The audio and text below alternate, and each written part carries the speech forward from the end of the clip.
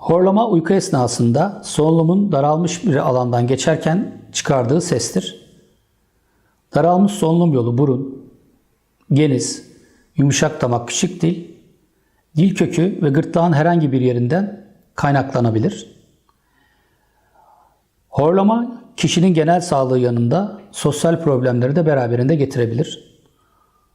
Horlayan ve uykusunu alamamış kişilerde sabah baş ağrısı, halsizlik, gün içinde uyku hali, iş veriminde azalma, özellikle öğrencilerde okul başarısındaki azalma karşımıza çıkabilmektedir.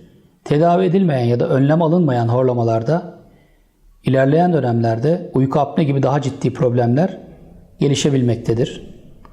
Horlama erkeklerde bayanlara göre 2 kat daha fazla gözükmektedir. Horlama nedenlerini sayacak olursak önem derecesine göre kilo fazlalığı, alt çenenin geride olması, küçük olması, büyümüş bademcikler, özellikle çocuklardaki büyümüş geniz eti, burun orta kemiğinin, kıkırdağının eğri olması, burun etinin büyük olması, burun polipleri veya tümörleri, yumuşak damağın aşağıda olması, küçük dilin uzaması, dil kökündeki yağlanmalar ki bu şişmanlıkla beraber söylenebilir.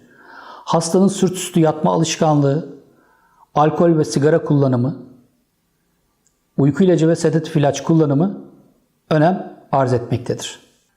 Horlama tedavisi hastanın derecesine göre planlanmalıdır.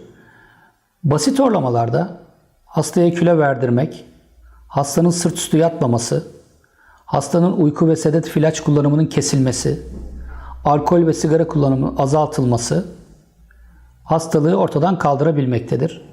Orta ve ileri derecede horlamalarda ise cerrahi ve cerrahi dışı yöntemler önem kazanmaktadır.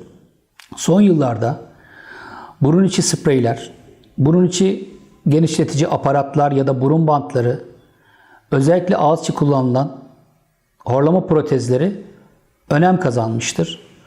Bunlar cerrahi yapılamayan ya da cerrahi istemeyen hastalarda kullanılmaktadır.